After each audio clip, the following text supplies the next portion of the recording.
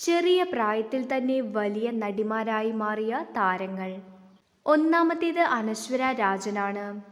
ഉദാഹരണം സുജാത എന്ന ചിത്രത്തിലൂടെയാണ് അനശ്വര സിനിമ അഭിനയം തുടങ്ങുന്നത്. മഞ്ജു വാര്യരുടെ മകളായിട്ടാണ് അനശ്വര ആദ്യമായി അഭിനയിക്കുന്നത്.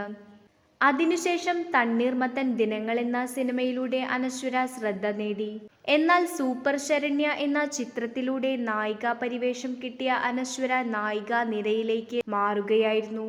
സെപ്റ്റംബർ 8, 2002 അനശ്വര ജനിക്കുന്നത്. കണ്ണൂരിലെ കരിവെള്ളൂരിലാണ് അനശ്വരയുടെ ജനനസ്ഥലം. ഇപ്പോഴിതാ മോഹൻലാലിന്റെയും മമ്മൂട്ടിയുടെയും പൃഥ്വിരാജിന്റെയും ഒപ്പം അഭിനയിച്ച് തകർക്കുകയാണ് അനശ്വര. മമ്മൂട്ടിയുടെ എബ്രഹാം ഓസ്ലർ എന്ന സിനിമയിലും മോഹൻലാലിന്റെ നേര് എന്ന സിനിമയിലും പൃഥ്വിരാജിന്റെ ഗുരുവായൂർ അമ്പലനടയിൽ എന്ന ചിത്രത്തിലും നായിക അനശ്വരയാണ്. രണ്ടാമത്തേത് മമിത ബൈജു ആണ്. 2017 സർവോപരി പാലാക്കാരൻ എന്ന ചിത്രത്തിലൂടെയാണ് മമിത അരങ്ങേറ്റം കുറിച്ചത്.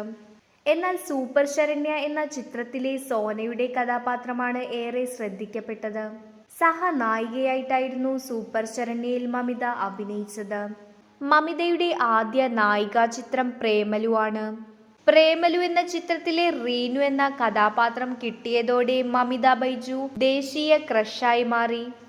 ജൂൺ 22, 2000 മമിത ജനിക്കുന്നത്. ഇപ്പോഴിതാ വിജയുടെ കൂടെ ഒരു സിനിമയിൽ അഭിനയിക്കാൻ പോവുകയാണ് മമിത ബൈജു. മൂന്നാമത്തേത് അനിക സുരേന്ദ്രനാണ്. ബേബി ആർട്ടിസ്റ്റായിട്ടാണ് അനിക സുരേന്ദ്രൻ സിനിമയിലേക്ക് എത്തുന്നത്.